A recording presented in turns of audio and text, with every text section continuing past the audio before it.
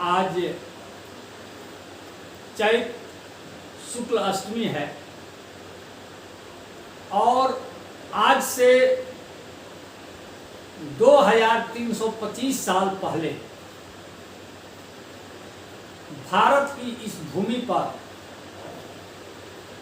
एक सम्राट पैदा हुए थे जिनका नाम अशोक था। जिस सम्राट का शासन 52 लाख वर्ग किलोमीटर में था,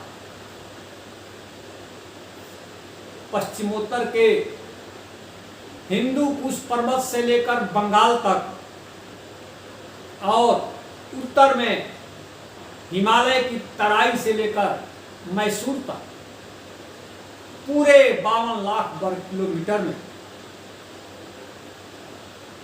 सम्राट अशोक का शासन था। और हिंदू कुश पर्वत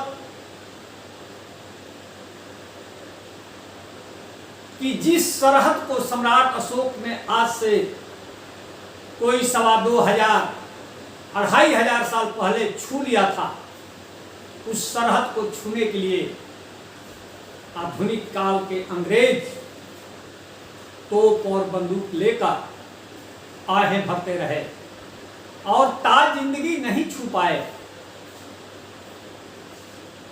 जो इस देश के सम्राट अशोक ने 2500 2500 साल पहले छू लिए। सम्राट अशोक ने भारत को एक बड़े राष्ट्र की गरिमा प्रदान की। तब उस जमाने में दुनिया की 33% आबादी पर मौर्य सम्राट अशोक का शासन था। नेहरू जी ने विश्व इतिहास की झलक में स्वतंत्र चैप्टर्स लिखने के लिए 3 राजाओं को चुना है।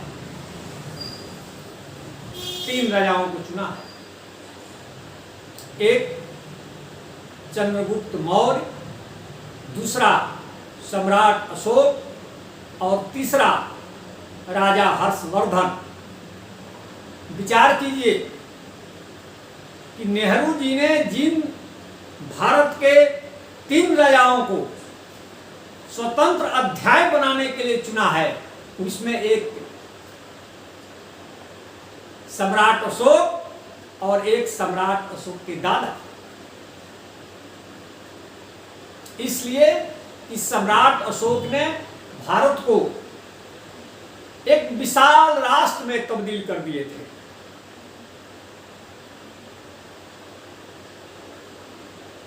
मतलब कि पूरे देश के लिए एक भाषा और एक लिपि तब प्रचलित थी। उत्तर भारत, पश्चिमोत्तर भारत से लेकर दक्षिण भारत तक तब प्राकृत राष्ट्रभाषा थी और धम्म लिपि राष्ट्रलिपि थी। जिन यूनानियों ने भारत में आकर खून की होली खेली, उसके कुछ ही पीढ़ियों बाद सम्राट अशोक ने उसी यूनान में दवाइयां बदलाई। सम्राट अशोक कोई मामूली शासक नहीं थे। इतना विराट साम्राज्य, बड़ी सी फौज, तमाम संसाधन, कई भाषाओं के दुभाषिए तब पाटलिपुत्र में रहते थे। पाटलिपुत्र की किलाबंदी ऐसी कि पक्षी भी पर नहीं मार सके। सम्राट अशोक की मृत्यु के 500 साल बाद जब चीनी यात्री फाहियान पाटलिपुत्र आए थे तो वो मौर्यों का राजप्रसाद, मौर्यों की वो इमारत देख करके दंग थे और 500 साल बाद भी वो इमारत जस की तस थी। हमारे यहाँ के इतिहासकार बताते हैं कि पाटलिपुत्र में जो मौर्यों का राज प्रसाद था उस पर ईरानी प्रभाव है। विचार कीजिए कि मेगास्थनीज ने बहुत पहले लिख दिया है कि मौर्यों का राज प्रसाद के आगे फारस साम्राज्य के सूसा और एक बटान के राजमहल कुछ भी नहीं। आप कैसे ईरानी प्रभाव मानते हैं? 1938 में सत्यकेतु विद्यालंकार ने इतिहास की एक किताब लिखी है और उसमें उन्होंने लिखा है कि मौर्य प्रशासन नहीं, मौर्य अनुशासन था। अशोक के शिलालेखों में अनुशासन शब्द का प्रयोग है, प्रशासन शब्द का नहीं है, अनुशासन शब्द का है। मौर्य राजाओं ने, विशेषकर सम्राट अशोक ने अनुशासन की पद्धति चलाई थी, प्रशासन की नहीं। प्रशासन का प्रयोग हम लोगों को गुप्त काल के अभिलेखों में मिलता है, सम्राट अशोक के जमाने में नहीं मिलता है। प्रशासन में प्रकृष्टता का भाव है। फौज, लाठीचार्ज, आंसू गैस, तरह तरह के जनता के को दमन करने के लिए नए नए तरकीब, ये प्रशासन है। अशोक ने प्रशासन नहीं बल्कि भारत में अनुशासन लागू किया।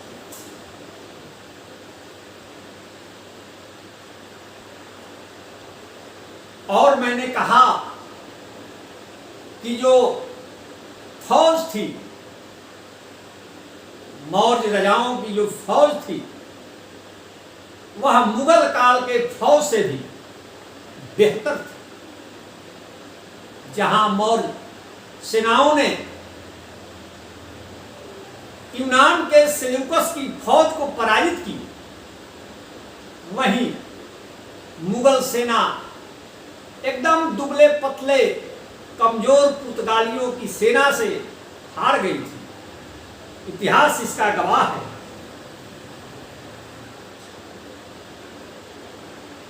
तब का वर्णन करते समय मेगास्थनीज ने लिखा है कि तब लोग झूठ नहीं बोलते थे, मकान में ताले नहीं लगते थे, अदालतों में लोग कम जाते थे। ये अनुशासन था सम्राट अशोक के जमाने में।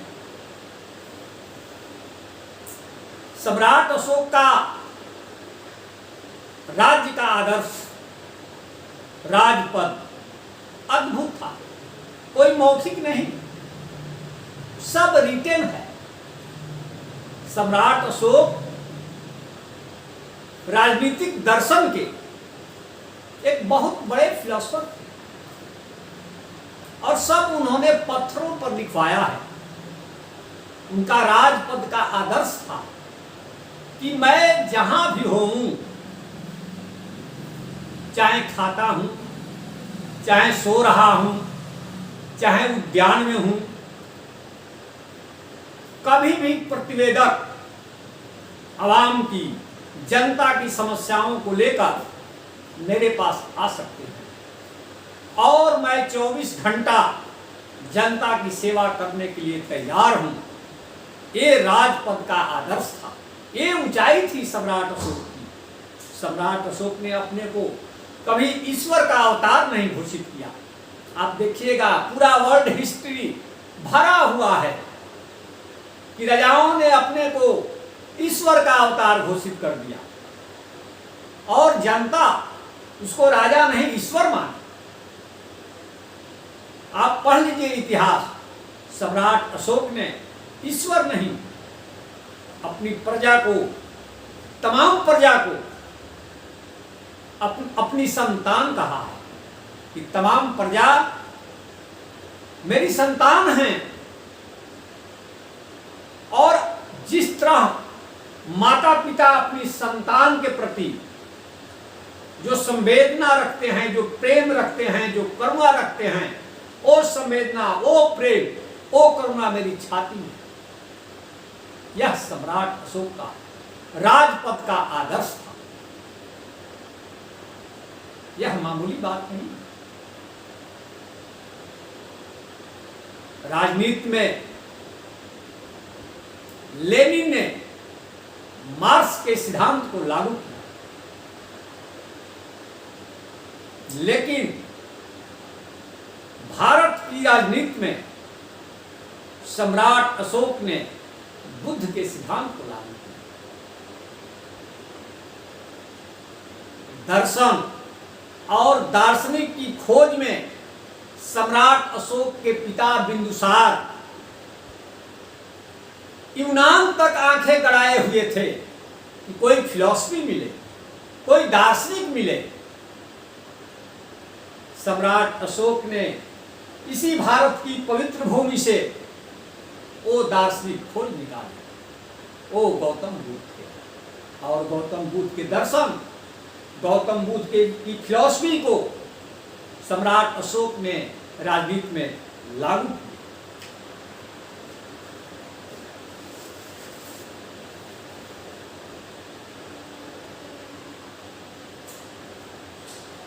तो सम्राट अशोक का जो राजनीतिक दर्शन था, जो राजनीतिक चिंतन था, वह अद्भुत था, जिसमें मानवाधिकार की बात छोड़िए, जीवाधिकार की बात चलाइए। सभी जीवों के लिए हृदय में, सम्राट अशोक के हृदय में विराट जगह थी। मैं समझता हूं कि दुनिया के इतिहास में सम्राट अशोक इकलौते हैं और पहले हैं जिन्होंने पशुओं के लिए भी स्वतंत्र चिकित्सालय बनवाया, जनता के लिए सड़कें बनवाई, सड़कों के किनारे छायेदार वृक्ष लगवाए, दवाइयां बांटी अगल बगल पड़ोस में। आज जहां हम लोग अपनी पड़ोसी देशों के खून बहाने पर आमादे हैं, रोज तोपें तन जाती हैं पड़ोसी देशों पर, तब के जमाने में विचार कीजिए कि 2,500 2,500 साल पहले मौर्य राजाओं के शासन में विदेशियों के लिए समिति थी कि उनका सफर भारत में सुखद हो और उन्हें बाकायदे सीमा तक सुरक्षित पहुंचाया जाता। आज 2,500 साल बाद हम कितने सभ्य हुए हैं, इसका अंदाजा इस बात से लग जाता है। हमारा आजाद भारत ने